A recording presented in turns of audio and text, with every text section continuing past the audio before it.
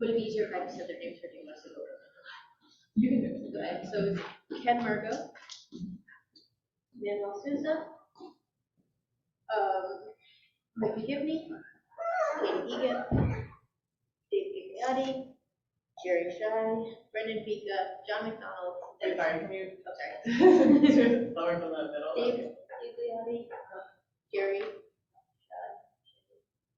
Brendan Vika, John McDonald, Dennis Earth.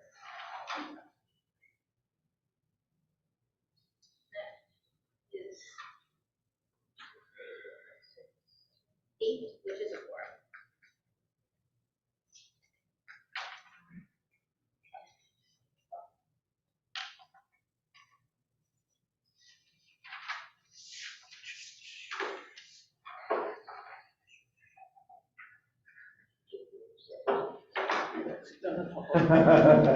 Stay back here.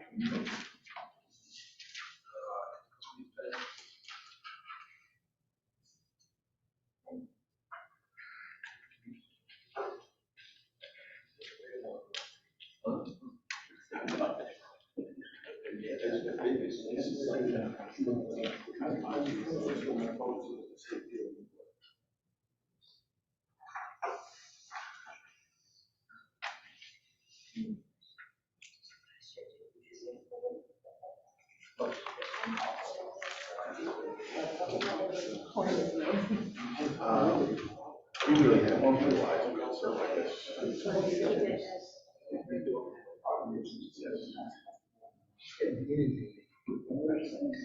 Oh, that's, well, we must have, well, it should be used.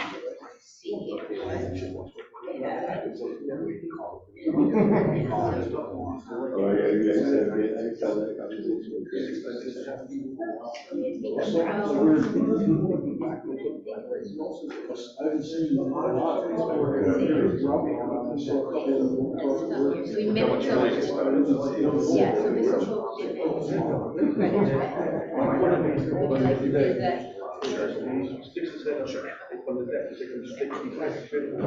in and then Bristol.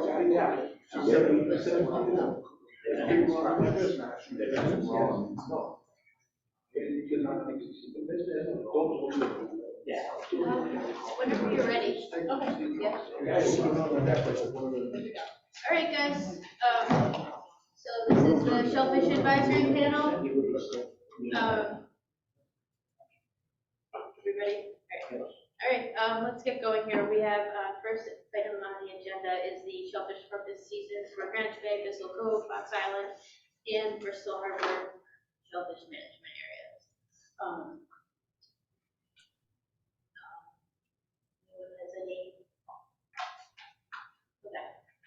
Do you want to? Are you going to present just the areas, or can we just get right to ideas for openings? Katie, I'll just quickly go over these couple slides that we have. Can you all hear me okay? Yes. Hi, everyone. It's Anna. Sorry I couldn't be there in person today. So we're going to be, as Katie just said, going over the winter harvest schedules for the shellfish management areas. So we'll start with discussing what we would like to see for a schedule for Greenwich Bay sub areas 1 and 2. If you could go to the next slide, please. So the current season in effect is that shore digging is open daily, and then the default for other than shore digging is it's open 8 to 12, only on Mondays, Wednesdays, and Fridays, starting the second Wednesday of December through the end of April, which excludes December 25th and January 1st. Do remember that per the rule, the schedule for the month of December can only include up to 48 hours of permitted shell fishing spread over any number of days during the month, excluding December 25th. I'd also like to add that I received information from Water Resources telling me that last year's winter harvest schedule didn't see any closures due to rainfall. So it was actually a very dry month and all the days were made available to harvest. And with that, we can move to the next slide.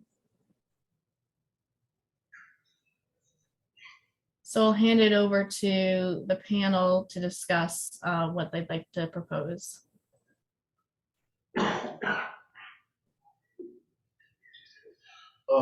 Sure. This schedule this year is the second Wednesday is the latest it could possibly be. It's the 14th, which means we only have 8 scheduled days currently. So since we have 4 more that we can have without any kind of problems or problems, I'd like to add the Tuesday, December 20th, Thursday, the 22nd, Tuesday, the 27th, and the 29th, Thursday. So we'd add those 4 days, so literally it could potentially be open all 5 days, the week before Christmas and the week after Christmas before New Year's. And also we got some good news on water quality. I guess they've expanded the area that were available towards Apponaug quite a bit, new lines. So that was good news on that. So we have a late opening, and we have 12 openings that we can access. So I think we should add those 4 days prior to the holidays.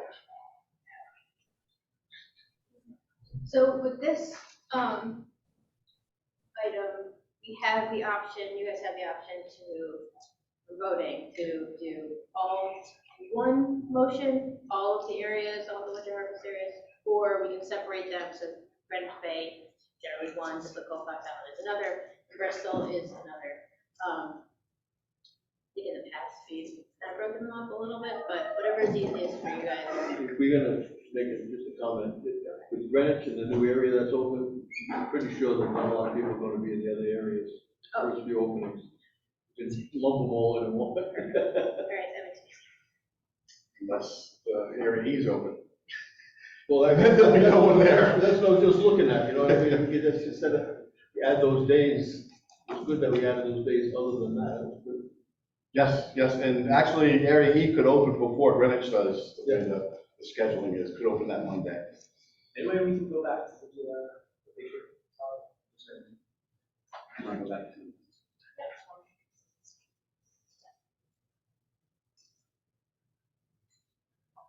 So, I thought last year we grouped them. Is that, which one is it grouped? There used to be what? 2 1 and 2 used to be A and B, so they made it 1 and 2 instead of A and B. So it's sub area 1 was 2A, sub area B, sub area 2 was 2B. Is that what it was before?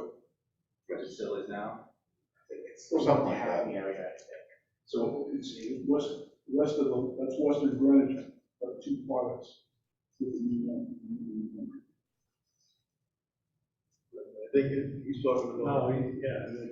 I can't read the number, but the one on the right, it's still kind of part of Greenwich. Well, it's all Greenwich Bay Management area, but west of that, the new line is. And that, as tagging goes, is it all one area? Is it 2 areas? Well, DM's the one to answer that, but I think one area. I'll step in. Yeah, so sub area 1 and sub area 2 are the same tagging area. And So that's- now they're combined into one tagging area. Actually, we have different numbers, right? It's a different, we renumbered it, didn't we? Yes, and now the area is tagging area 8. Tagging area 8? Yeah. So sub area 1 and 2 are tagging area 8A.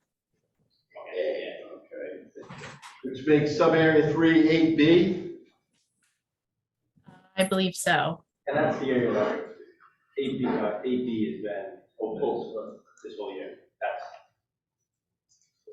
Sub area 3 is the one that's open year round. That's area B, right? Well, Yes, it would be 8B. Okay. Make sure. Now, sub-area 1, are we gonna lessen the time limit to make, so it makes sense more with the limit of claw hugs we're supposed to take? Or is it gonna be open That's a till good 12? question. That's a good question. You can't make it till 12 where everybody's gonna win and get their limit every single time they go up there, because if you make it like that, then everybody's gonna lose when they go to the dealer and get paid.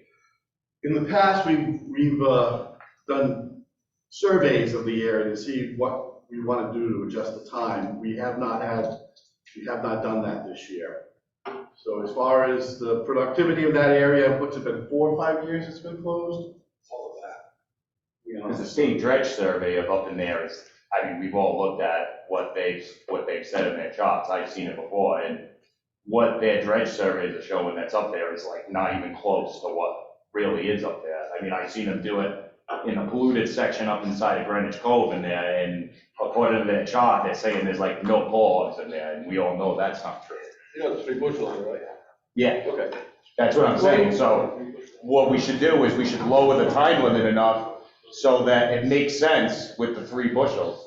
So you don't have the ability of going way over the limit. So whoever gets their limit the fastest, say Dave gets his limit in an hour and a half of that, he can get his limit in an hour and a half. Then that should be the time limit, even if it takes me 2 hours. I'm not gonna be able to get my limit that fast, but Dave's only human, so if he could get it in an hour and a half, then I should be able to figure out a way to do it too. I'm not gonna win all the time, but that's how it is. If you make it 4 hours, then everybody's gonna get their limit all the time. What's wrong with that?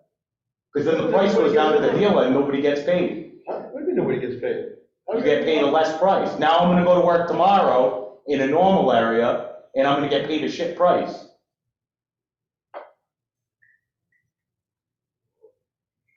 It doesn't make any sense.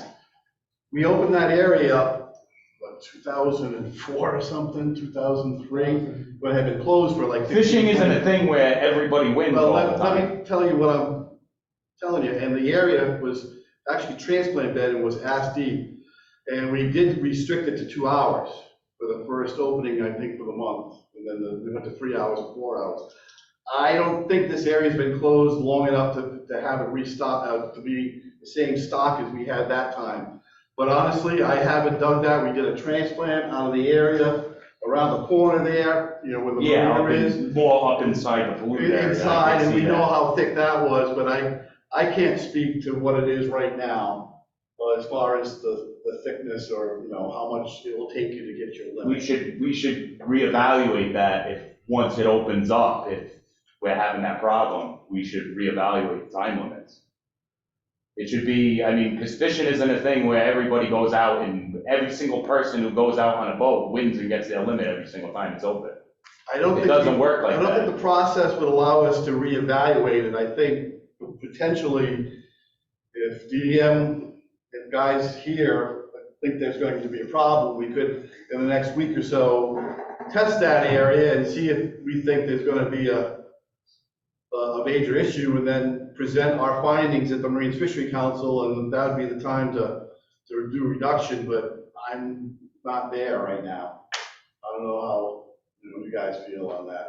I don't know, and stuff was all big. I mean, we had a transplant. We did transplant, and we did testing in there, and it was all chunky stuff. It was all tops. Yeah. It was all on the tops when we wrote something like 10 years ago. Yeah, it was all tops. And, Yeah, I and we remember had a high that. biomass when we retransplanted back 3 years ago. Right, we put quite a bit there in that area, right by the line. Yeah. And that was a lot of clams, but we got through it.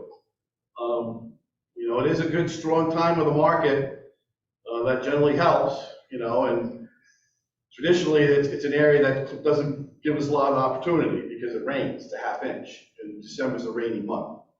So I'm not necessarily opposed to what you're saying and the thought behind it, but I don't know if we're in a position the timeline and stuff to do something, or if you want to. If there was a timeline, I'm not in favor of it. Okay. I would want to do it now. So I didn't read the water quality change other than the dominant change, but did they change the rainfall No. So So I think we got like an extra 100 and something acres. The line is, 188. yeah, so I mean, it's a pretty big area. It kind of goes back to the old line, doesn't it? Yeah, almost. The old Yeah, line almost. is Cedar Tree and Nectar. Yeah, so it goes back, and like I said, my memory is, I don't know, was that 4 or 5 years ago that they closed it?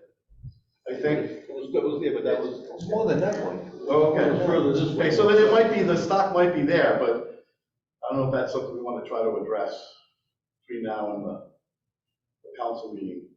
It's, you know, we still have time. Kyle, if it's something that you want to look into further, making new harvest restrictions on this area, maybe email Anna or me, Okay. and we can get it on the next agenda. Okay, sounds good. But it won't be in time to make, let's, I just have a note, message from David Workman. Just an FYI, that the 180 acre area outside Hopkins was classified as prohibited since May 2002, was reclassified as conditionally approved in September 2022. 20 years? That was that extra, we were okay, that line didn't go that far the last time it closed. It only went from, They were going, The yeah, creek. they were It's like a going- two-pot line. Yeah, when it angled. the creek went from the creek over to the, Okay. but now they went all the way up to Cedar Tree there. So that's where the additional time- area now, that's all. They were playing games with. Right, with the North Point and the South. Right, there was a group of guys that kept, right, so she decided to close it, the director at the time, right. It wasn't because of water quality, it was because of an enforcement issue. They Right, they so couldn't, we got more access, but it was a different line. it was like two lines and it was hard for the enforcement to. Unenforceable, right? Yeah, they couldn't figure out exactly where that line was, so she just went, cut it right off.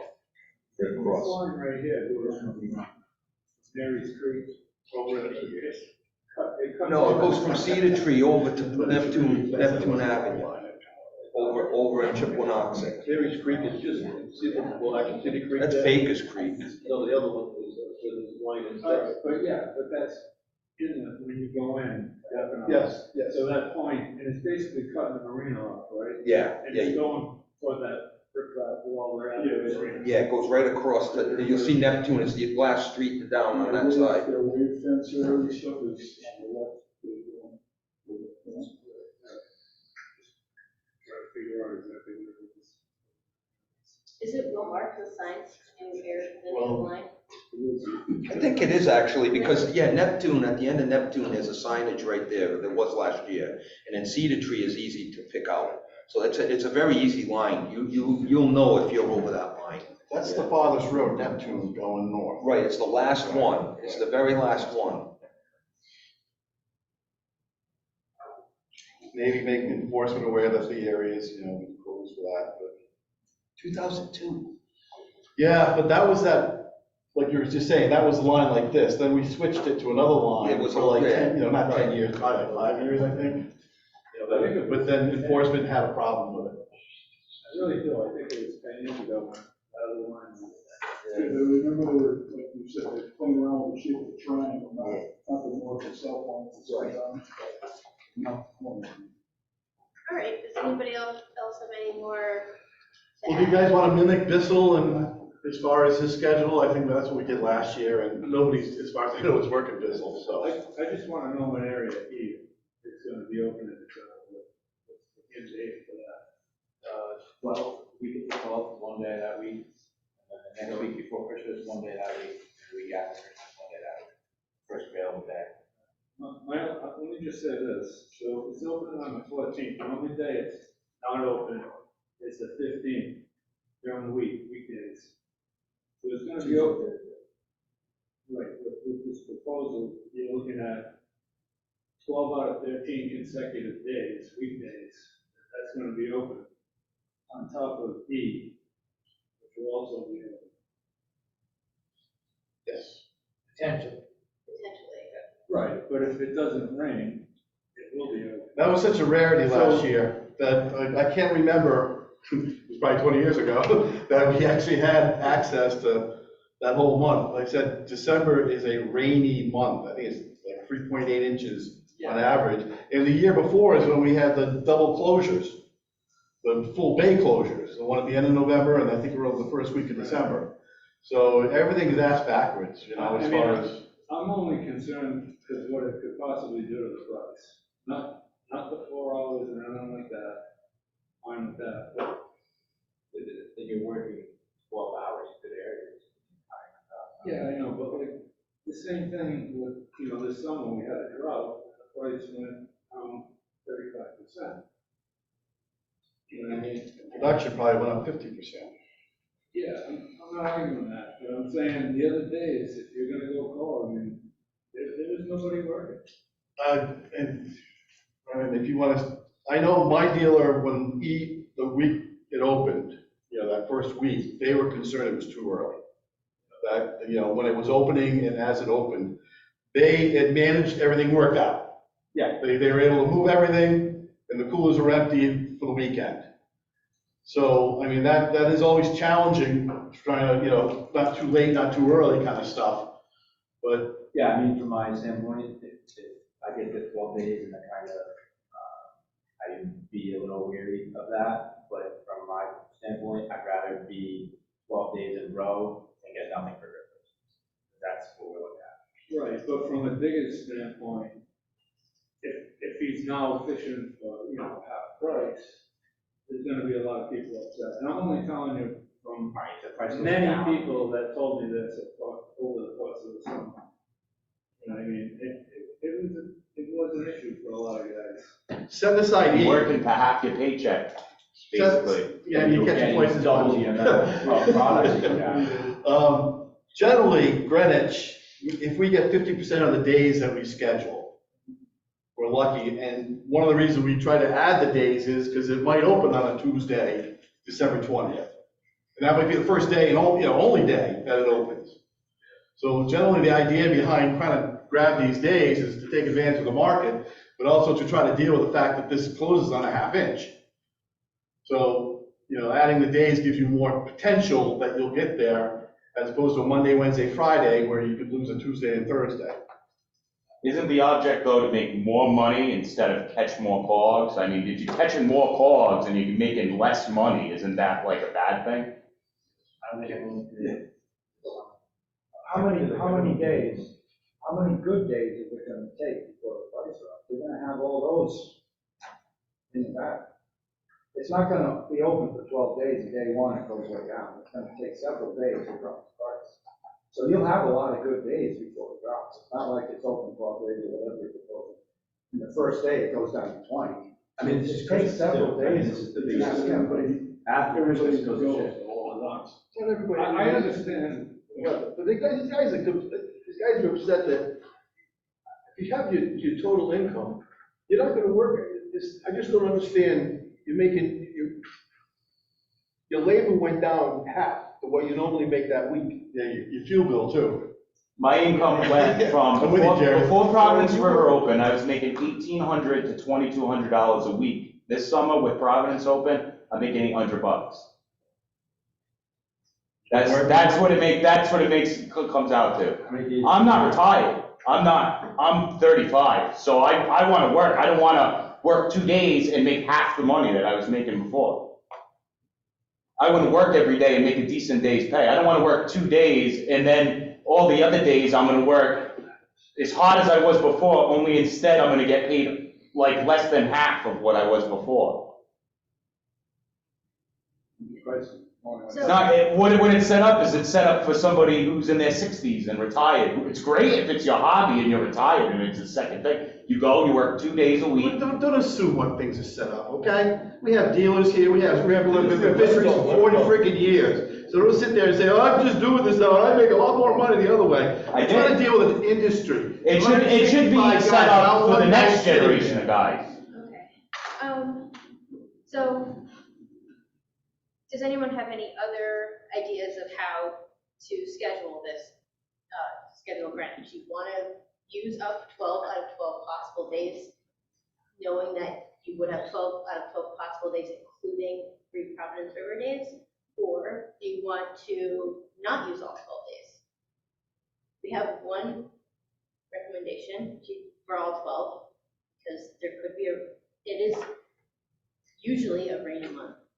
And some months we only get four available days. I'm with Mike, that if you're looking for, people, And I'm with Mike. And if he's open, we're only gonna have 9 days in Greenwich, because all the guys will be up in E for the days that. Well, I'm yes, not- but it's still 12 out of 12. I'm just putting that out there as a fact, that if it doesn't rain, it's gonna be a lot of stuff on the market if it's every day. That's the only, I don't have an issue against it opening the 3 days a week, 5 if it does. I understand those days you don't wanna waste. That would be before the 2 biggest holidays of the year. Right. I mean, last year, we didn't see any price drops for December, if I remember. Right, I think December was a strong price, we didn't see, with everything being open, because it was the drought. I don't remember the price going down. If we didn't use those 4 days, for those Tuesday, Thursday, do they get added on? They're gone. But they're gone. Yeah. I wouldn't even want them, no food, I mean, that'd be. The whole reason this area was scheduled for December back 35 years, when Jerry was working on it, was to take advantage of the holiday season. Yeah.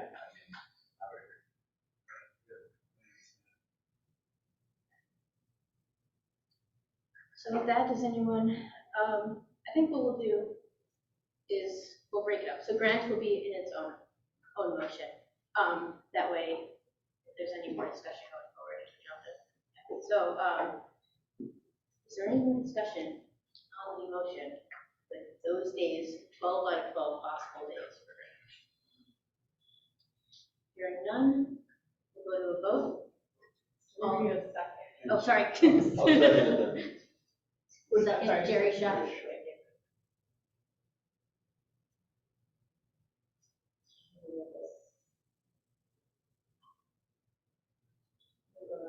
All in favor? All in favor? 6. I'm abstaining. Dennis abstaining. John?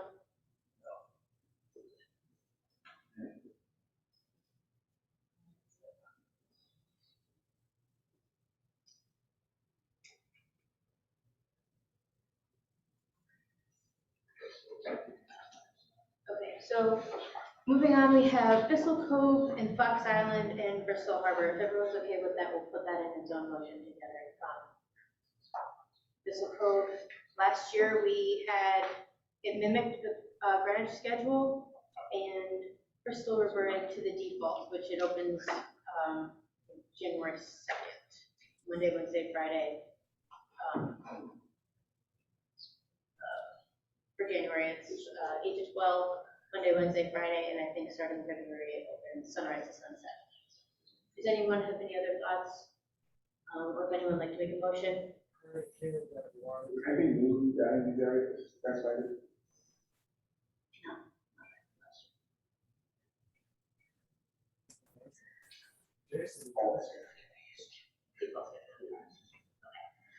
So are you making a I'll make motion? motion, yeah. Do your second. Second? Do you move to stay with the same? James? Like Eddie wants to. And you know what's amazing is that after his life,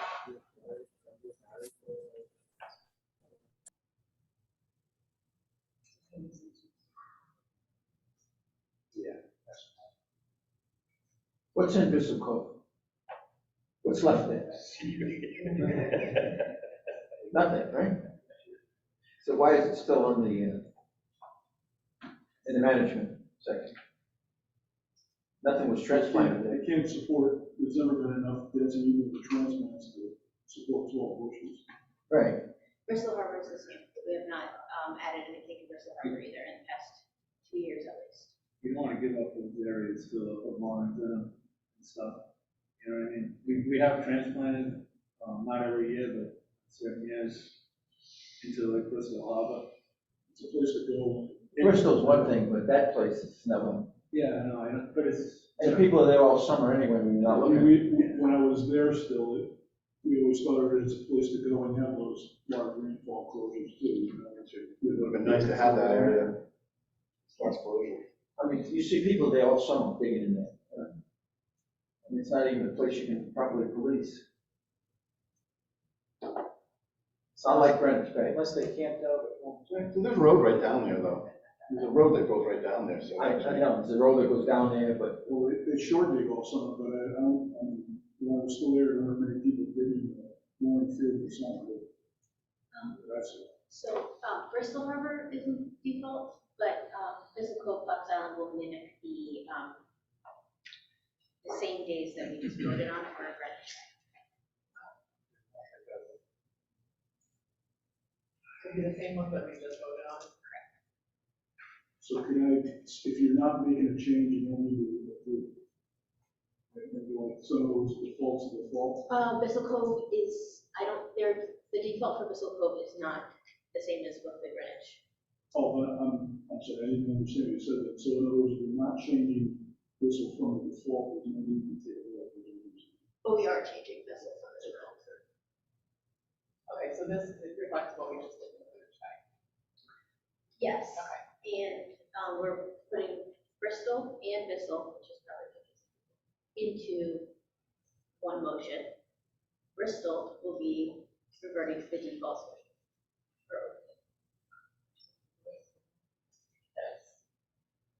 Nope. So you can just Bissell leave it Cove, like that. Fox Island. You're fine. I got Bristol there, kill Bristol, and then we'll just copy the exact same info into, The next one. yeah, the motion, and we'll kind of treat it like two motions, but we'll just copy it.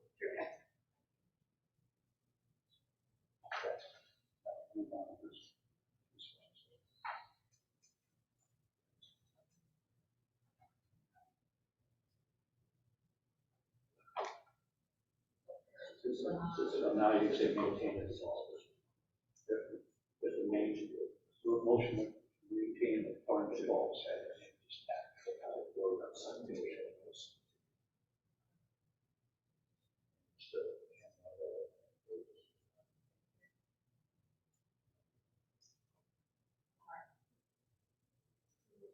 Vote, all in favor? Any opposed?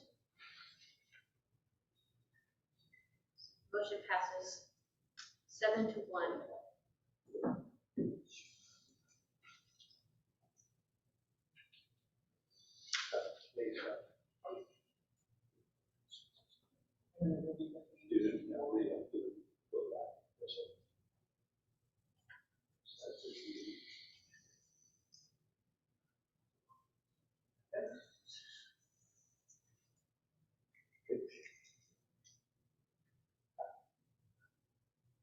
Next item on the agenda is the exit entry ratio for the unlimited Shellfish endorsement.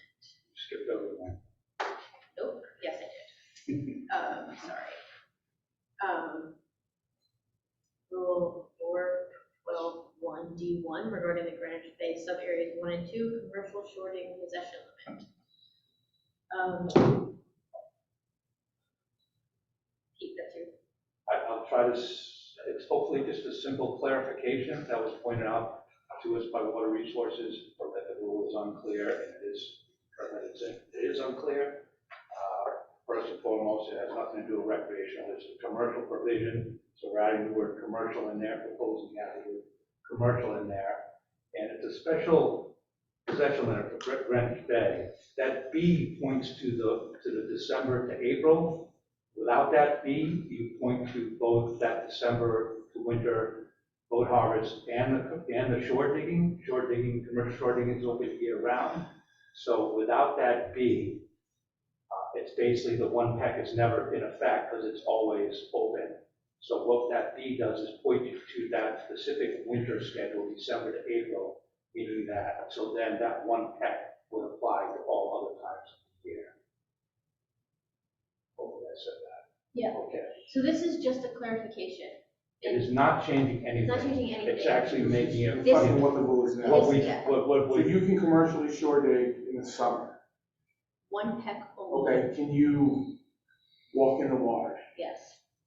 short digging means just you're in contact. That's what I No scuba figured. and in contact. Yeah, that's, Yes. Commercial short digging for others is just, it's no special, this is a special possession limit, we're not talking about that. yeah, I We're just agree trying to that make it was hard to read because It's still hard to read no matter what you do with I it. thought it was referring to recreational. I just assumed it was Not. commercial. Recreational is one It pack, is- open year round. Confusing.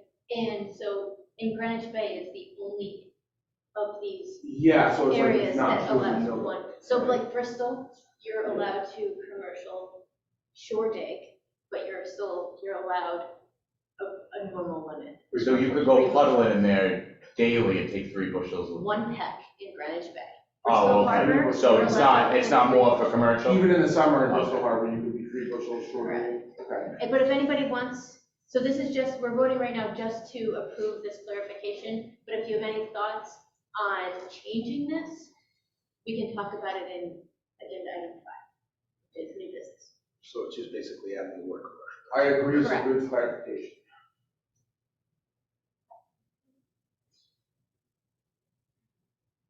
Want to make a motion? I'll make the motion. Motion made by Dave G to approve the clarification.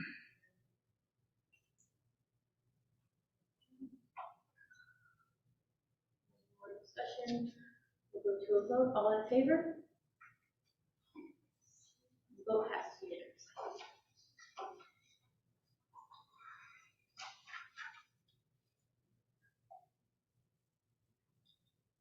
Okay, next item, we have the exit entry ratio for the unlimited shellfish endorsement. And It was 1-to-1 previous. 1-to-1, and this is just continuing the 1-to-1? Yeah, so I can give some background. So this year, we had a change in our licensing system. July 1st was when it took effect. The rubber will hit the road when everyone renews.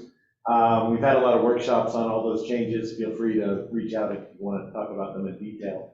But one thing that was kind of fallout from it was we're simplifying our licenses. As y'all know, for Shellfish, the PEL had the most endorsements. In fact, if you had a full PEL with all the shellfish, you were paying more than a multi-purpose.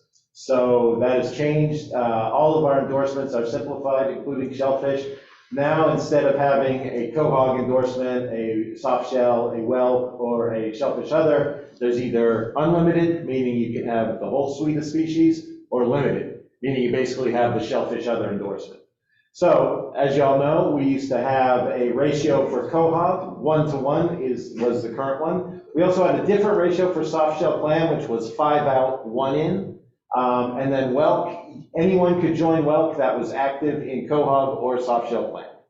With them all grouped together, well, we have 2 in conflict. They have the 1-to-1 for quahog in conflict with the 5-to-1 for soft shell.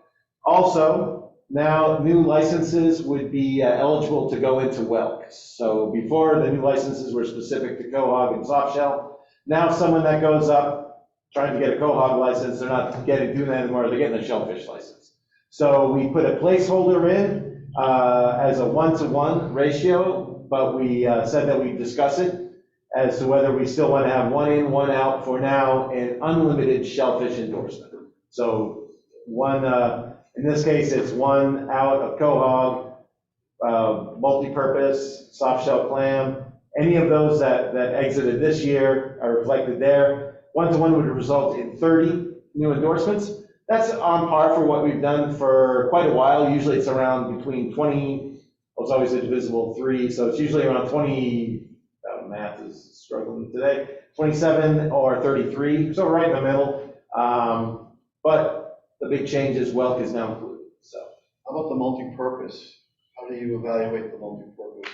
Multi-purpose, if one drops out, that's counted as a quahog dropping out, absolutely. So we had 5 multis drop out, 10 PEL with either soft shell or quahog, and 14 CFL with either soft shell or Would it quahog. also count towards the finfish? Yes, I do count, yeah, so finfish multi would count towards finfish and towards quahog. It's not one or the other.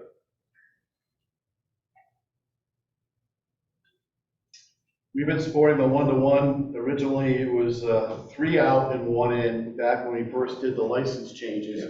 And we purposely made this flexible, because at the time, we had a tremendous amount of latent licenses. I think the PELs were in the 500s. Multi-purpose was like close to 1,000. And at that time, when we did the license, DEM wanted to do it like they did lobsters, which is basically if you don't have any landings, you're out. And we said, no, we don't want to do it the way they did it. So many people got screwed. So that's why we came up with the 3 out, 1 in. And then over the years, as the numbers have come down, the PELs to what it is now, we've adjusted a 2-to-1, and then I shouldn't use years anymore. I'm not very good at that. But recently we went 1-to-1, and we've actually been on a hold pattern because we wanted to see what happened with Area E. We didn't want to have more excess, with that area potentially hanging overhead. But I think we're pretty much where we're at right now, and I would support staying at the 1-to-1 ratio. I have a question about it in general. Now, I have a PEL that has pretty much everything except for lobsters on it. So now when I renew, I'm gonna get whatever new kind of license it is. I can take all the same stuff and it's gonna cost me less money than it did before. So you might be one that, had where it's paying more than a multi-purpose. Yes, it probably was. Yeah, on our website, there's a fee, you can see the new Okay. fee schedule. But, so now you won't be getting a soft shell and a quahog. And It'll be all lumped in, whatever. Shellfish unlimited, I don't know what you had for finfish, but you'll either get unlimited or limited. Okay. And if you didn't have lobster, but you still had a lobster endorsement, it'd be just the crab license limited. Yeah. So, It's like a multi-purpose within the shellfish sector. Yeah. That's kind of what we were going for, right, so you don't have to, because guys weren't buying oysters, what happens if we have an oyster boom and guys don't have the license for it? Or mussels or whatever, the different ones. So we supported, we didn't support the change in rates, but we supported the change to make it so it's fair for the shellfish, individual. He was paying more than the multi-purpose. Question, how many licenses are still licensing? How many licenses are renewing and not being used? That's a good question, I haven't, Okay, no, I'm just I curious. know I can look it up though, because I'm kind of curious too. So, after the river opened, I'm just figuring anybody with didn't get anything near what I expected out there. Really? I'm just curious. I can look into that now, Oh, right? I thought the bags will be crushed. That was a nice coffee better now. I have a question regarding the comp. Now, that's gonna add more potential to the plum fishery, correct? 'Cause, It could, yes. should there be a different ratio possibly for that, like we had with the soft-shell plant? Well, see, and there's where it's tricky. By becoming more flexible, making it like a multi-purpose, that's a good way to say it, it's not thrown in. So in the past, it was only, you had to be active in soft shell or quahog if you wanted to go get a whelk license. Now you can, if you could sign up for the lottery. It's no longer the quahog lottery, it's the shellfish lottery. So But you could go with the intention of getting a whelk one. It's a division's perspective that it's a fixed gear fishery and, there's some knowledge needed to jump in our opinion. We don't see it as an issue, so that's why we had the placeholder of 1-to-1, but certainly you have to fault the all. But just, there is an important difference though with the well, is that it was an open license if you had an active shellfish license.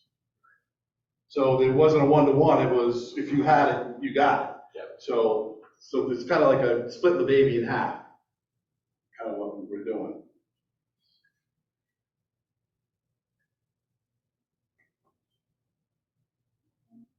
Anyone like to make a motion on the exit entry ratio? I'll make a motion to continue the 1-to-1 exit entry ratio.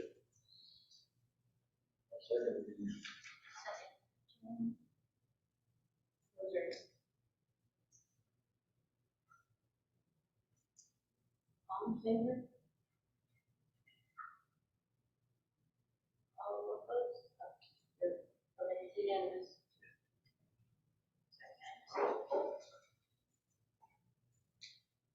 I was slow. I don't like it, but sometimes you do statute. I just don't want that as one less, something you lost in the regulatory toolbox.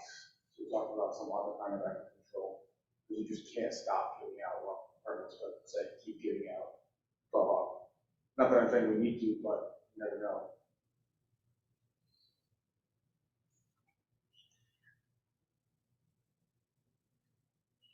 The next item we have on the agenda is the multi-purpose vessel license. Yeah, let me give you an intro to this one. So once again, we had a statutory change to the licensing system, took place in July 2022. So we've had 3 workshops on this. I see some people have attended. So this was a budget item that went through with it. Part of it was this multi-purpose vessel license. This was something that came from industry. I think those of you who've been at the workshops, the town dock was the proposer. They have come out and said that. So the basics here are, we have a license that would allow a multi-purpose fishing license, so something that a person holds to be shelved, and then In the place of that license, a multipurpose vessel license would be created on the person who owns the boat. So, and I didn't say that well. So if you are a multipurpose license holder, you may shelve your license and create on your boat that you own, not a corporation, it has to be a natural person. You can have a multipurpose vessel license. This multipurpose vessel license, or the vessel now, would fish with the same provenance that a multipurpose fishing license would on the person. So the idea, the proposers were not thinking specifically a quahog, full disclosure. They're thinking more for draggers, trick boats, where they struggle to find a captain who's a Rhode Island resident, which is important if you want to land restricted species such as fluke or sea bass. But this multipurpose license, like I said, would function like a full multipurpose. It would allow someone to create one on a quahog skiff and have someone else run their boat. The one, although it's not shellfish, one thing that it does not work with is lobster LTAs. We have an owner-operator rule for lobster only. Those folks would still have to be on their boat to haul their pots. It's in state law, that has not changed. But it was, we're asking y'all, Katie asked me to bring this up so y'all could offer a recommendation on it. We have two proposals. One is, so at the workshop, we had a lot of opposition. One of the proposals is to sit on it for a year, discuss it some more, issue no new multi-purpose licenses next year. That is an industry proposal. The second proposal is a division proposal. So this is in Rhode Island state law. We feel compelled to bring it forward. So we have a proposal that would allow natural persons. So that was a big question at the workshops, was could this license be issued to a corporate owned vessel? The answer is no. The vessel must be owned by a natural person. So a natural person who holds an actively fished multi-purpose fishing license, so that's 40 days in the last 2 years, either or, can, and the vessel's commercially declared, could put this on a boat.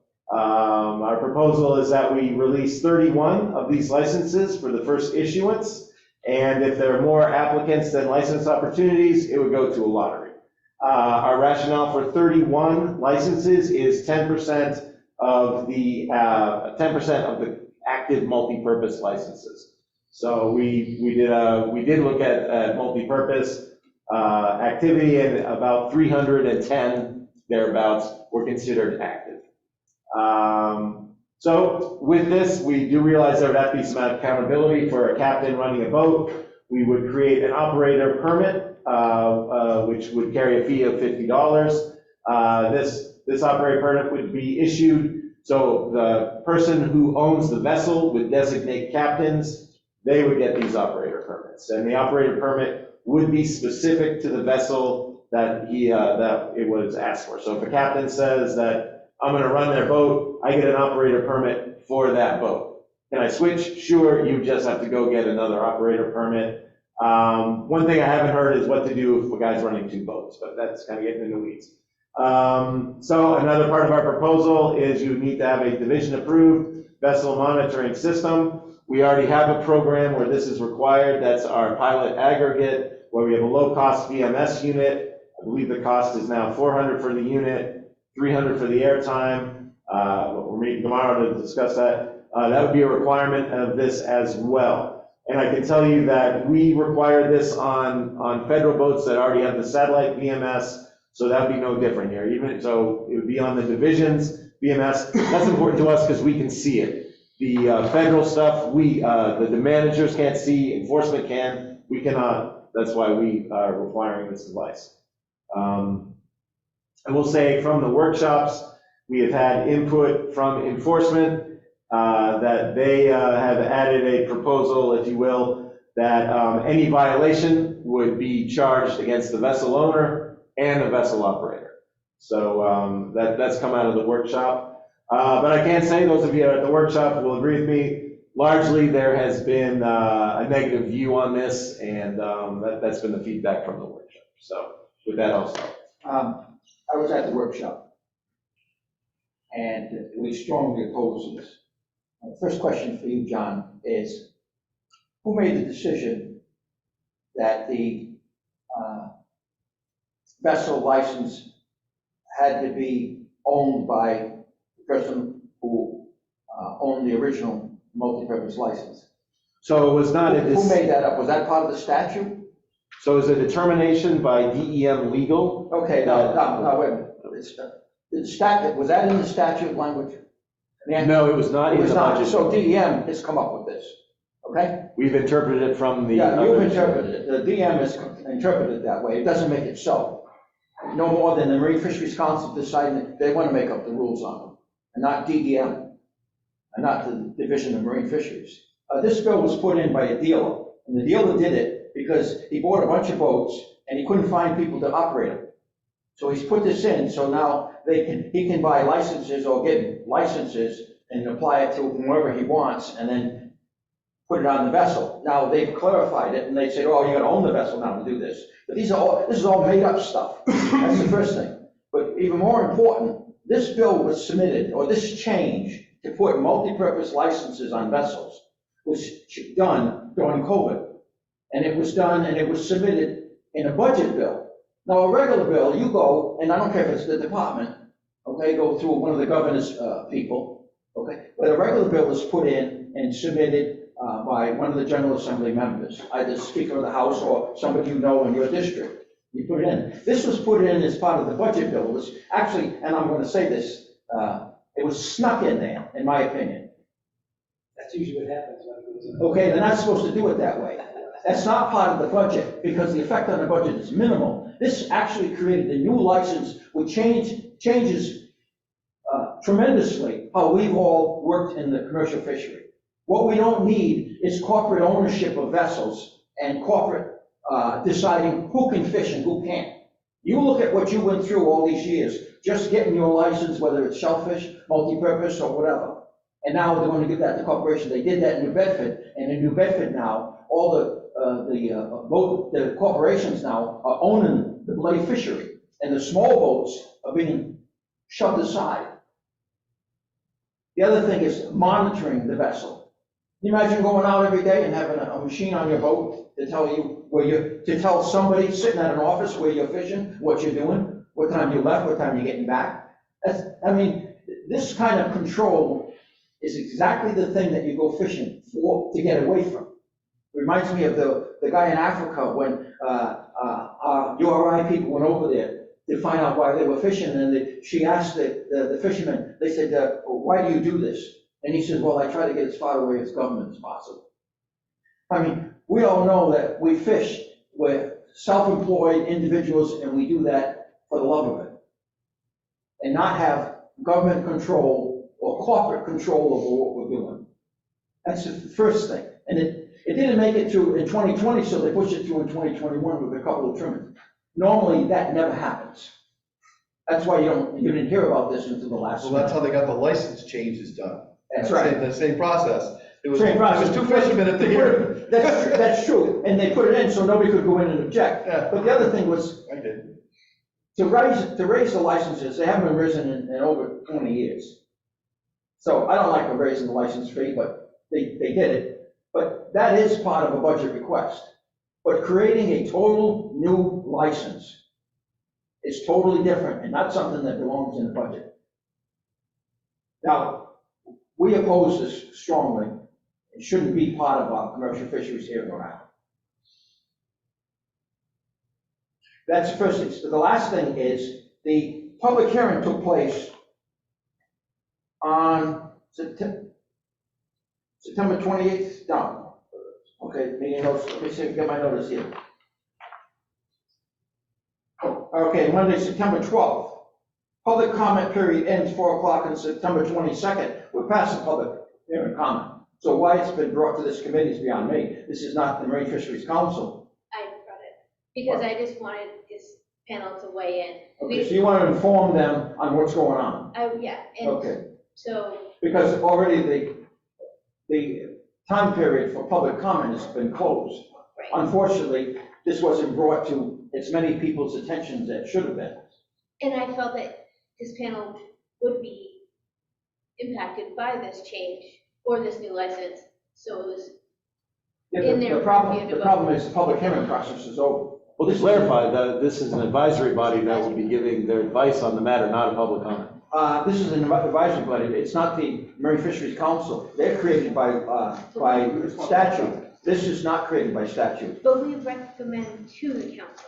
Pardon? We recommend to the I'm council. gonna say it again, the Marine Fisheries Council was created by statute, this was not created by statute. This was created as an advisory board for the benefit of the industry, to give specific advice to the council. This board is subject to the limits on public comments. They're limited to September 22nd. So for aquaculture, do we fall under that schedule too? Because we're gonna have to schedule these meetings a lot sooner. My understanding, Jerry, is this is not public comment, this is an advisory panel's advice to the council. So they are gonna vote and they're gonna give an advice to the council on the matter. This is not their individual public comment. Yes, that period is closed. And also, this panel doesn't have to vote on any agenda item if nobody wants to. Well, I'm telling you this so that you know the status of it, and you can appreciate what's acceptable and what's not acceptable. If I were in your position, I wouldn't even vote on it. If I had to vote, it'd be a negative vote, of course, but I wouldn't even vote on it because it passed that date for public submission. This is a group of advisors created under the Marine Fisheries Council. It doesn't have the same authority as the council itself has, but it certainly has a great influence on what affects the shellfish industry. Right, so even even if it was a negative vote, don't you think that that would help your argument? Well, yes, it would. Well, then I would The stop problem there is you because run into- honestly, Yeah. I don't like what I'm seeing at all. Right, I agree. Okay, so if this has a negative, effect on the industry, as you're saying, and it was swept under the rug, and the council and the committee here votes against this, then that will only strengthen your point and argument.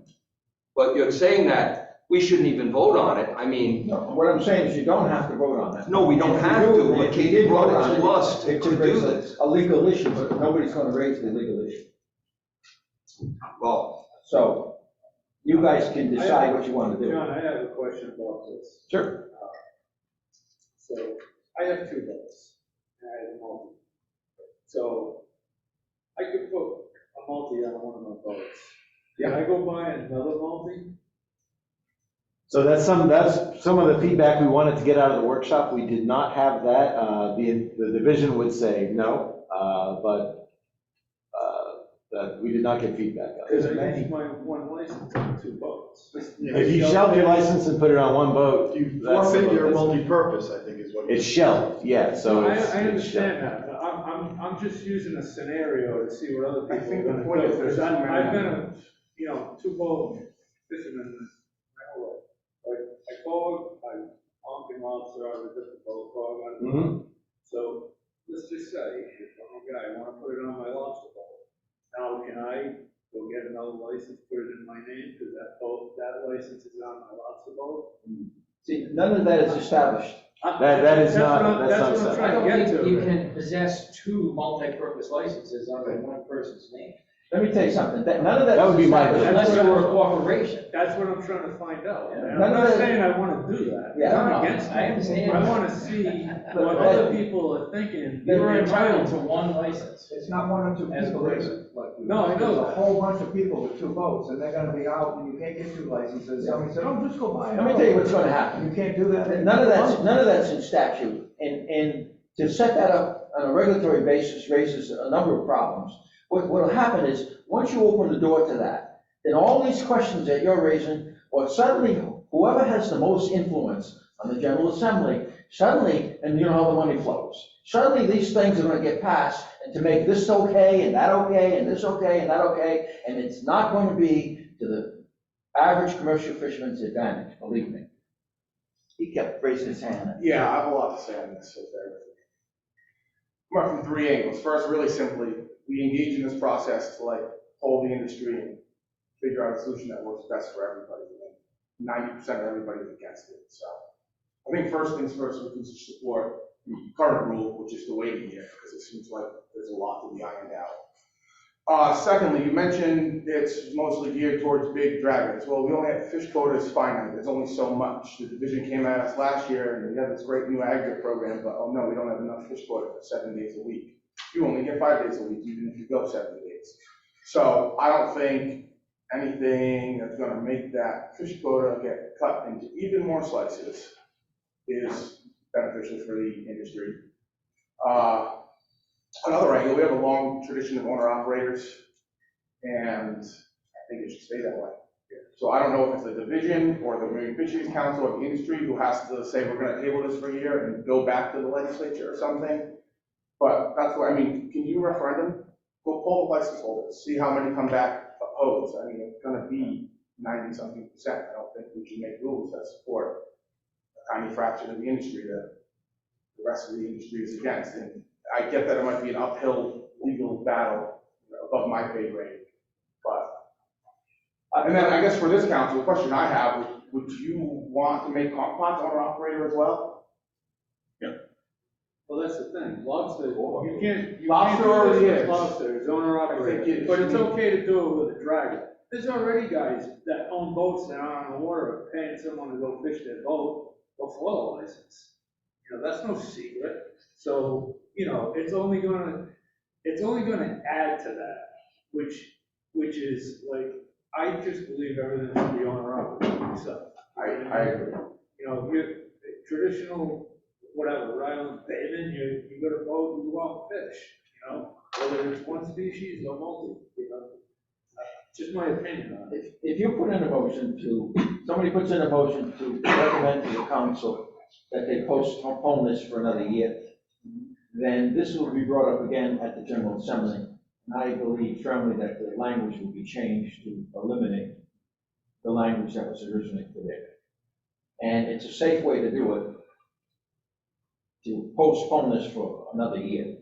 And that's your recommendation to the council. I think anything's better than. That's the industry. But I think anything's better than it starting next year, so. So if the panel feels comfortable making a motion, we could do that. But if you'd like to take it a step further and look into owner-operator for each individual licensed fishery,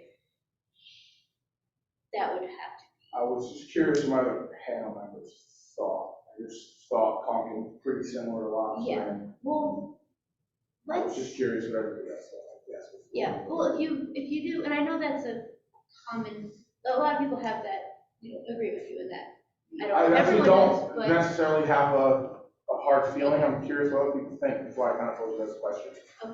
One more point, the 31 is supposedly a trial basis, and That was my next question. Is that What like one happens time when- only, you're giving out It's not what 31 we do. and that's it? It's done, nobody else can get them? yeah, then what do you do? It Take them seems back unfair. after they did all this change, or so where does that go? again, those are made-up rules. This 31 is a made-up rule. Who made it up? The industry didn't make it up. And, the Marine Fisheries Division said, oh, we'll start with 31. Don't start with 5, start with We'll 10. do them all. Don't Do start with everybody. any. Let everybody. do Yeah, it. don't It's start so with good, let everybody any. do it. This is a, Why this 31? this is a program that will, in the end, explode. Don't want to be part of it. You don't want it part of it. Unless you want to see the fishery change dramatically. I just don't wanna see what happened in the seafoam fishery. That's right, exactly. I worked on. Scallop fishery's another one. One guy owns 80% of the North Atlantic That's Ocean right. cog fishery. Yeah, I don't wanna see that. I need that. You know, You know, the state constitution in Rhode Island says every resident of the state of Rhode Island has a fundamental right to equal access to the trade of fishing. That's in King Charles's charter. Now, we've made changes that conflict with that, and we're living with them. If they keep going the way they're going, you won't have any protection at all. Can I ask, what specific group, you said industry brought this to you or to the body? It wasn't industry, it was a fisheries dealer who owns 8 boats and he can't find people to run them now. This was Okay. So the town doc did come out at workshop and say they were the ones that proposed this. Yes. Okay, so it was, okay, One entity wants to change everything. right, I get it. Now, I don't blame town doc, but it has to do with money, power, and what they're doing. And they're not thinking about people's rights, they're not thinking about the competition. You only need to go to New Bedford and see the hell that's been raised up there, where you've got corporate entities that actually are run by stocks in New York. I have more control, or a greater control of the scallop fishery than anybody else, any other entity in New Bedford. And the guys are coming in, they're getting 7 cents a pound as a crewman on a crew on a boat. And it's because what's happened is you're taking it away from the people like yourselves, individuals, and they're putting it with corporations. And believe me, once you open up the door, then if the change is uncomfortable, oh, we'll make the change. And we'll make the change, we'll make the change. You don't open that door. So I'd like to make a motion. Oh, man, go ahead. On top of the State House is the independent man. And I think what we're trying to get and should be going towards is the independent fishing man. And not the corporations. Also, when they do that, you could be fishing next to somebody who's captaining a boat who's not a US citizen, come from Germany. But if I was sick and had somebody run my boat for me, I would be in violation of fines. You can't cut people into two classes, two regulations for the same fish. That's right. And if they stop at 31 because there's objection, and they continue with this small percentage that can do this, and the rest of us can't, it's just not gonna work.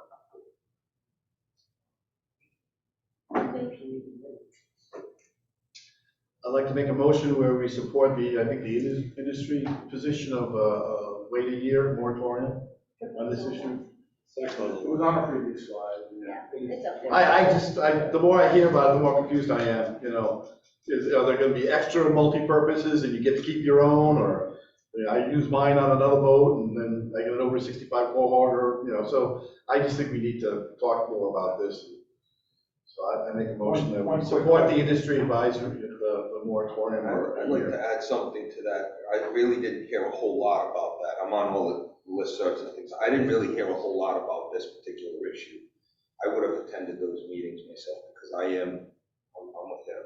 I don't like what I hear at all. I'm an owner operator, been that way my whole life, right? And I go into different fisheries and do so with that same mentality, okay, that, you know, I fish this bay my whole life. To have a corporation come in, and I know it's not corporation based, but to his point, to have one person being able to have that kind of control, that's no good. It's not gonna help anybody that's out there doing it day in and day out. It's not gonna help the fishermen. The state would no longer decide who can run a boat or who can get a license to operate a boat. Some other entity's gonna make that decision. I'd like to see more people know about this, Jeremy, to be honest with you. Yeah. Because honestly, it wasn't a big, you It said was it got. snuck in, that's why Yeah. people don't know It about was it. supposedly the industry supported, yet nobody's heard about it. I Yeah, didn't hear well, about it. that's It was my told- I point. didn't go to the workshops because I went to the September 5th one, but I didn't know what it was. And I don't know how many people here knew about it back in spring. That's my point, right? I would have liked to have heard more about Right, it. it's not that much, obviously. We have, So I'll say, we try to get our message out. We had 3 workshops. And just to clarify, this was part of the original. Statute though, or there was 3 pre-statute workshops? So pre-statute, it was, that was not part of this No, process. well, so that's the whole problem, right? They came, by the time there were workshops, it was too late, so. And just so I can clarify, because I've heard you guys I say, mean, this license was part of the original budget bill, and it did start before COVID. I was at the first hearing. It was in March, and then it shut down. And then I'll agree, it was hard to track. just compared to the usual process, it was not as engaged with. That's not proper. That was not. It's stuff into, I would say that's budget stuff. I'm not concerned about how the fisheries managed. But in the middle of a budget bill, there's 30 pages of a fundamental change. That should be it. That'd be a question for the I mean, the governor's whole office, thing who put the bill in, Yeah, yeah. yeah. so. all right, guys, so we have a motion on the table, we have a second. Second by Brennan. Will you read the motion so that? I will. So motion is to recommend the Marine Fisheries Council adoption of proposal 1, no issuance of multi-purpose vessel licenses until January 1, 2024. Is that what's said in the original? That's a little The previous ambiguous. slide did exactly the same. I added adoption, but it says that, so it's no issuance until January 1st, 2024. Should we word it so it's no issuance in 2023 without the commitment to issue one in 2024? So we can say, And this hasn't gone through, this hasn't passed any committees, right? This is still in the workshop phase, this isn't. So the license exists in general law. The license exists in general law. Put into the general law. So this license exists. How it will be implemented is what we're voting on right now. Generally, The problem is And the language if you is, don't want this license to exist, Yeah. we all need to go to the General Assembly and say, take this out. Wasn't properly. if I may, the hearing, they said that this license was the framework, and that all the details would be, meted out at various hearings and stuff like that. It's been so tough with Zoom and COVID and everything else, and getting the word out. It's very confusing. Don't blame COVID. Also, the Zoom meetings are so difficult to try to follow Crisis. information and stuff. the license it's part of law because it was created like it was, it's part of the statute. But as it stands, they can't implement it because there's too many other things that are involved with it. They have to create a regulatory language that's going to address this, and this. 15 different questions that have been raised.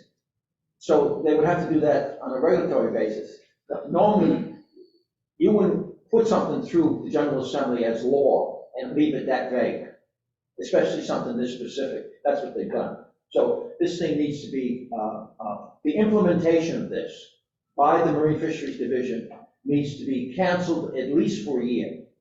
So reconsideration can be given to either the regulatory language or the statutory language itself. I can guarantee you there will be a statute introduced in the spring or this fall that will eliminate this language in statute law. Katie, I just wanted to suggest more or less what Gary just said, that I think it's important that the Shellfish Advisory Panel make a recommendation to the Fisheries Council to not have this license implemented by regulation in 2023, and that the SAP's recommendation would be to work to rescind a statute that implements or authorizes the license. Exactly, make that the That language is better. So, would you like to withdraw your motion? Sure, or amend it or whatever. Motion to amend that. A motion to amend, not Yes. withdraw? Okay. Add what he's just said. Makes it right. Yeah, what Jim said, we go back. Motion to amend, okay. so this is, Can we press for a motion on the paper? Just kidding. okay. But what you're saying, Jim, are you saying that we're recommending that the statute itself gets Well, we taken can't, out? we can't do it right now. That multi-purpose vessel license is in statute. It has to be implemented by regulation. And right now, under the department's proposal, it would be implemented by regulation in 3 months, January 1st. As I understand the SAP's position, they don't want it implemented in January 1st. They don't want it to be implemented at all in 2023. And further, make a recommendation to rescind and strike the statute that authorizes a multi-purpose vessel license. That's the legislative, that's a process. That's a legislative process. That's a province correct. thing. But This is, I mean. but what it says to the Marine Fisheries Council is that You're opposed. industry here Yeah, is you don't opposed you don't like the idea implementation altogether. of the multi-purpose vessel license. You summed up what I was trying to say very well. That's the exact language Thank you you. need. Somebody can always do it again and then give proper notification, and it probably would be dead in the water if they notify everybody, because what I've seen is unanimously against it. It's like, how did this possibly happen? Everybody's totally against it Okay, in so the industry. let's try to work through this motion to amend, to have all of those things, so I can recommend to council. So, adoption of, okay, how would we,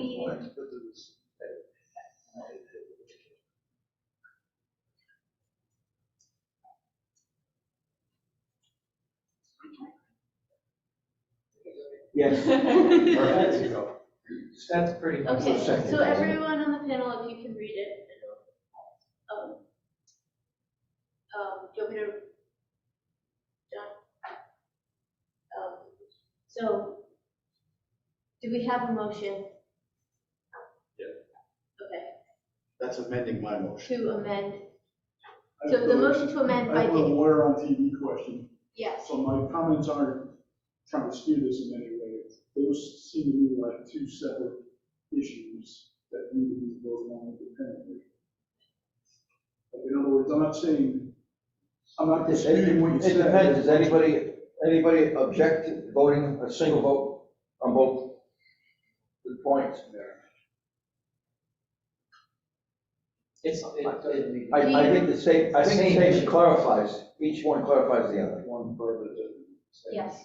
You just go for a second. Okay, do we have a second? Yes. Ken Margo. All in favor?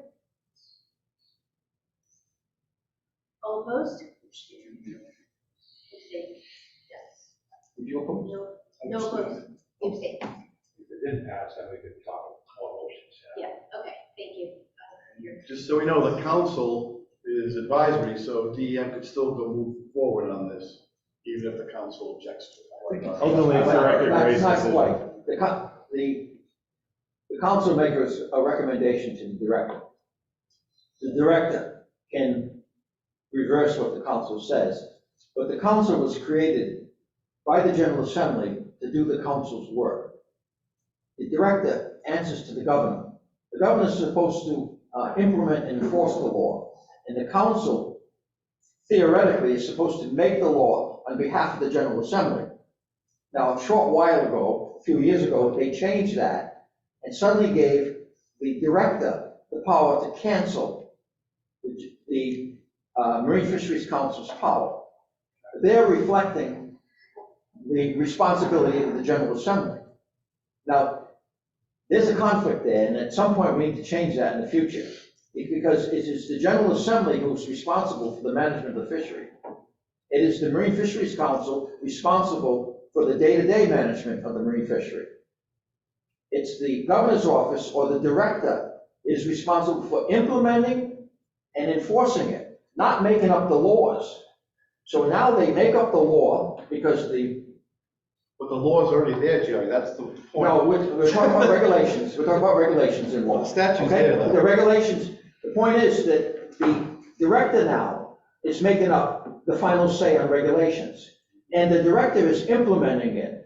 And if you do a violation, you go before administrative court, subject to the director. So then the director becomes the judge.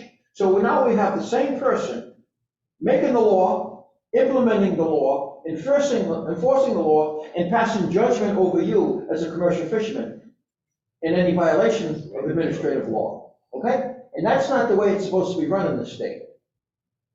Unfortunately, we have this problem, and it's allowed to creep in upon ourselves. Hopefully, in the future, we'll go back to having things done properly.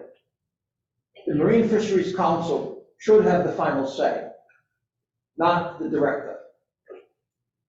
You people on the Marine Fisheries Council should answer directly to the General Assembly, not to the governor's They office. changed that 20 years ago, though, Jerry. I know, and then we paid the price for it Yes. over the last 20 And years. I talked to the director about what his rationale is for changing opinions of the council, and he basically has to write an opinion piece and explain why he's doing it. I'm not saying he should, I'm not saying he will, I'm just saying that is the power of the director. That's like the governor making all the laws. What do we need the General Assembly for? To make a recommendation to him? That's exactly what's taking place in the Right. fisheries. The difference with this Marine one is, Fisheries Council is supposed to make the regulatory management laws. And now they go to the director says, well, I don't like that, I'll make up my own. That ain't right. but the point I'm making is the General Assembly made the statute. They did it. So that's Now, you know that. that's what you just And said. now the question is, why did the General Assembly renege on its responsibility? The Oh, Constitution. well, that's a different question. I'm just Okay. telling you that they made the statute, so Okay, the I don't want to Constitution- argue anymore. The Constitution mandates the General Assembly to have the responsibility of managing the marine fisheries. That's in our Constitution, Article 1, Section 17. just so you guys know. It's not the governor's office. I'm supposed to retire, you guys, you know, so I I'm can't so stay here sorry. forever fighting for you. Thank you. Just one quick question. You said that 10%, there's only 310 in the state multipurpose licenses? Active multi-purpose, yeah, So so, there's like. the count actually just went below, I don't know it off the top of my head, but it's below 800 now. Total multi-purpose, about 310 active. Wow, that many have been active, huh? Yeah, we've been losing 5 to 7 every You know, year. I'm just, I mean, to have that license and not use it, you know what I mean, or sell it or whatever, it's. Some people just hold it. Is that gonna be something that they're gonna ever, like, start giving out again in the future? Does anybody know, or? Well, you know, I can tell you the new system is structured such that you could build yourself back up to a multi-purpose. Yeah, but. The one impediment you have there is the lobster or the unlimited crustacean endorsement. We are still under a moratorium for new licenses for that. So, but the idea of this new system is, yeah, if you were to avail yourself of an unlimited lobster, unlimited shellfish, unlimited finfish, that's a multi-purpose. It's a multi-purpose. Okay, there's not any more discussion on that. We'll move on to item 5. Any matters that are not on the agenda. I know we're kind of already there, but officially. Couple things. Can I ask that our next scheduled SAP meeting, if DEM's ready, I'd like to have an overview of the Area E, maybe sometime in January, what the production was and how many, times we got there and all that stuff. And also at the next SAP, if we can, there was a really interesting Coastal Resource Center and Sea Grant thing on nitrogen in Narragansett Bay and the Upper Bay and the effects on it. And it was really interesting. The one guy did experiments on climate change and the warming waters, how it affects clams. This Dr. Candace Oviatt, I'm saying her name right? She was tremendous. She basically outlined that, a large push of nitrogen in the wintertime for the bay is really helpful. And she documented the various rainy winters we had and how subsequently, 2 or 3 years later, we had good sets. And basically what that does is the nitrogen goes into the bay, and she mentioned 2010, which is the flood, and then 2018, I believe, was another one. And basically, when you have this pulse of more food in the water during the winter, you get the phytoplankton blooms that are so important to the clams. They bloom in late winter, early spring, and then they kind of die and fall to the ground, so when the clams wake up in the spring, there's food there for them. And she actually documented the times that we had high nitrogen and subsequent good catches after. She also went in to say that this had nothing to do with the anoxic events that you have in the summer, which is why they pulled the nitrogen out. That if you do this in the wintertime, it doesn't affect anything in the summer, as far as that, which is why they did the nitrogen. And she recommends that our industry recommends to DEM that they allow more nitrogen it's restricted now by the big sewer plants, percentage-wise. In the wintertime, or maybe monitor, see how the water coming in, so there is plenty of food there, and so when the clams wake up. And what's really interesting, I think, what we're finding is the lack of nitrogen that happened, I think it was 2015 when the phases were all done. All the tunnels and all that stuff. And I think, the set we're seeing in Area E is a result of the nitrogen being taken out of this area. Because that area was really, that's where you had all the seaweed kills, and it became anoxic. And by making this Goldilocks, that's what caused this incredible set that we have. And also we're seeing a set above the set that we're at now. I think paying the price down bay, where there's not as much food down bay, we're not seeing the recruitment and the growth that we saw. So I mentioned to Connor after I saw the Zoom thing, that, maybe this will help down bay too. That if you put more nitrogen in the winter, that will help feed the clams that are, in Rocky Point or Ohio Ledge or, the high banks. And that might become the way that you manage the resource. That you need to restrict the nitrogen during the summer because of the anoxic bad things that happen, which made Area E so good. But you allow more to make them healthier and maybe help the ones that aren't benefiting from the low nitrogen for the summertime. So I think that we're gonna have her give her a talk, and then I think it would be something the SAP could really talk about, trying to ask DEM to change how they allow the nitrogen to be released in the bay from the big sewer plants. It's really eye-popping. That's the source of the sewer plants. What's that? Sewer plants are the source of the nitrogen. Well, what happened is they reduced the amount of nitrogen from 2015, or that started like 12, 50%. So 50% less food is going into the bay by decree by DEM. So I think, we hadn't seen a positive thing up till 2 summers ago when we saw what this area was.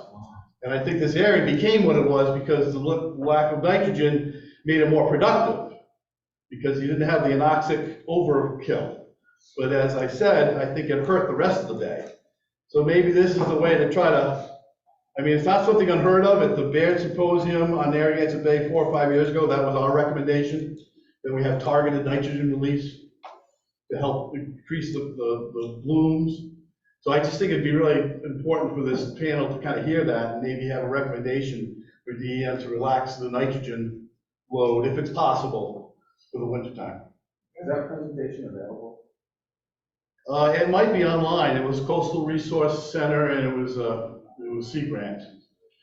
But they had Wally, which is a female, from Boston. She's a big sediment person. They had another guy that did the whole global warming stuff, to show how clams didn't perform as well with the hotter water. And then it was Candace did the whole nitrogen and its effect on the shellfish in the upper bay. Quick question, was Area E scheduled between January and May? Is that something already determined or discussed, or is that already just gonna be closed till May? I think that's something Is that we gonna would, stay 1 day a week all winter? no. I would hope that if we give DEM enough time and to get all the information, that we start the discussion in January with potentially having a 1 day a week, in March or April or whatever we determine, and, we start working on that issue. So as it stands now, once December's gone, it's closed. There's no 2023 schedule on the books right now. I would think that 1 day a week, the way the weather is, wouldn't be a big gamble. I get a question about Providence, what's going on. Do you know, I know they were working on, I believe it was pipe number 3 up there. I don't know if they got it, but did that actually become operational yet? No, No? Just started. Oh, okay. it's under construction. Okay. That's not gonna have as big an impact though for us. I think that's more like Massachusetts and stuff. No, it's. The big ones were 1 and 2. It's Pawtucket and East Providence. Okay. Okay. So that'll run into that too then? It will take care of discharges from the Blackstone and in the Seacon rivers. Okay. What Michael said about nitrogen, he's raised the issue about the food supply for the clams, and I agree with him 100%. But there's 2 other studies that need to be done. And one study is when they spat out in the beginning of the summer, there ought to be a test program that goes out and collects this to see the numbers, the effect on it, what's available. In other words, we don't have enough information on the natural sets that should be taking place. Years ago, we could go to an area, Mount View was an example, and every single spring for 6 weeks, at least 20 or 30 guys could work there, drifting through the mud and make a good day's pay. And in the fall, you'd get 2 or 3 weeks out of it. Okay? You go there now, I went there 2 years ago, and I worked an entire morning. I did something like 40-some digs, and I had half a bucket, and the youngest one was 15 years old. I said, what the hell happened to this area? They had closed it at one point. This was going to be a closure area to provide a spawn for the rest of the bay, which was insane to do that, but they did that. And the end result was a total disaster. Nothing ever came back again. So we need a greater study. If you want to stay in shellfish business, you need a greater study in Narragansett Bay of what's going on with the spat, how much is coming out, where is it, are we seeing it in the lower bay? Is it all the way down to Dutch Island Harbor, okay? We don't had have that those, Jerry, information. we had a presentation from Roger Williams University. I think Connor actually got his PhD in it. It's basically the larval dispersion of the bay. And unfortunately, all the areas, like Rocky Point was an area that they said, this is where the seed goes. They're right. They mentioned the Magic Mountain High. What happened to the rest of the bay? Why isn't it going to the rest of Well, the let bay? me explain what a thought is anyway, is basically we have all this potential for larvae to be landing, and you know, the high banks is one of them, but the food source right now is so limited that they're landing there, they're not surviving. Right. So they actually have larvae distribution. That was the whole talk about what we should do with Area E. You know, the whole, is that the thing that does the whole bag? Right. And that's why we've been very cautious on how we open it.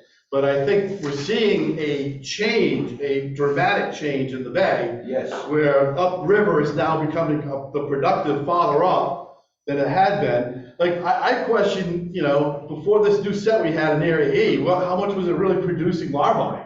Because there's not a lot of old stuff. I mean, there's old stuff there, but, you know, but not like the set we're seeing there now. You know, it's a tremendous set. So they have done that, and generally it's food and predation that they tell you is the reason why the larvae aren't surviving.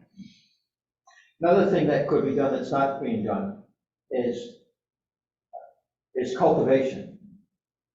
Years ago, down Island Park, they would take a team of horses and a spike-tooth harrow, and they would go out and cultivate the beach. You're laughing?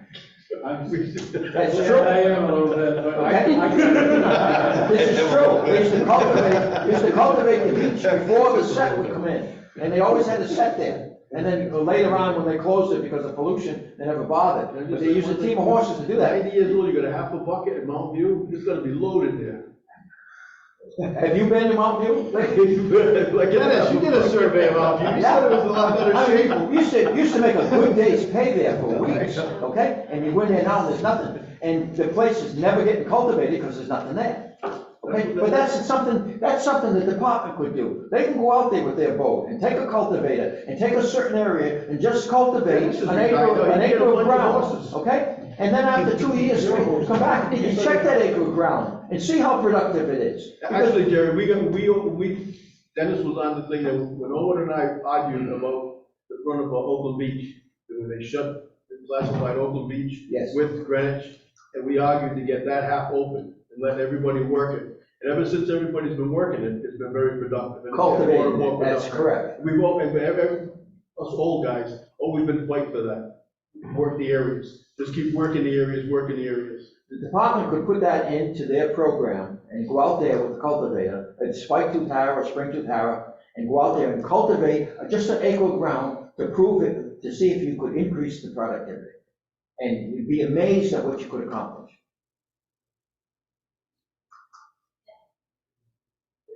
There's a, what do they call it?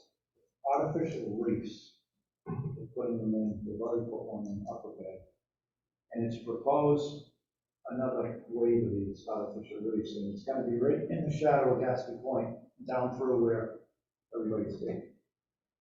And I saw a picture of them, probably several thousand pounds cement with holes in them. And they're gonna put them all the way through the Gatsby Sweep where everybody's co-op. The purpose is for fish, but first of all, there's a lot of stuff bass there. That's kind of a hot spot already. And it's also very valuable for co-oping fishing. So I don't know if you guys are familiar with that. I haven't really looked into it a lot, but I would hate to go out there one day and see, you know, in whatever depth of water, there's these 6-foot cement ant mounds with holes in them all over that ground. I forget through which venue, but I've proposed them in the past, and it's in Melville, Mount Hope Bay area. Yes. I think we're really lucky around that we have a lot of reef. Yeah. And we need more sea bass habitat? No, we don't. I really So think those it's proposals Is are doing that- plenty of natural. Sorry, just to get advice, is that a proposal to Gatsby Point to have an artificial reef? I'm not aware of it. We I saw had it, a I read it on- proposal that for Rocky Point, but we have tabled it because it was opposed by the goat hogging industry. If it The does come stormwater up, we will anglers. keep that on our radar. If it does come up, if, Yeah, I'm just that- afraid when it's that gonna goes out happen, to, because they've already done one or two. I they think. did, yeah. So there's a Save third it. one, and they Save the showed, point, thank you. it was in the paper not too long ago, so I think it's They, still. Okay, he we'll just wanted see. to bring it to your attention so they don't, something like that doesn't get swept by too. We come out in May and you start hitting these boulders every 10 feet. Thank you. which is- I Okay, got a question about E-section. Now, I had noticed that there were certain spots, not everywhere up there, but certain spots, it seems like the more we go up there, it seems like they're starting, while they're still very good there, it seems like there's less stuff there than when we first started going up there. Now, originally, I started thinking that maybe they got that third pipe going, and now the nitrogen changed and the stuff moved further north. But if that's not the case, then why would we be seeing less stuff up there? maybe because people are digging it. You only catch it once. Could that be why there's less in A section too? Well, although, my opinion of A And not, section is. and not the change in water quality? Lot of stuff. Okay, well, if that was, okay, let's keep moving. So, things that we'd like to have a January meeting, if that's possible, to discuss Area E, and hopefully have a March opening, and if we can invite Candace Oviatt to present her nitrogen presentation. That'd be great. Okay, and then we can ask her more questions. All right. Motion done. Anybody have anything else? Anything in a second? Second. Okay.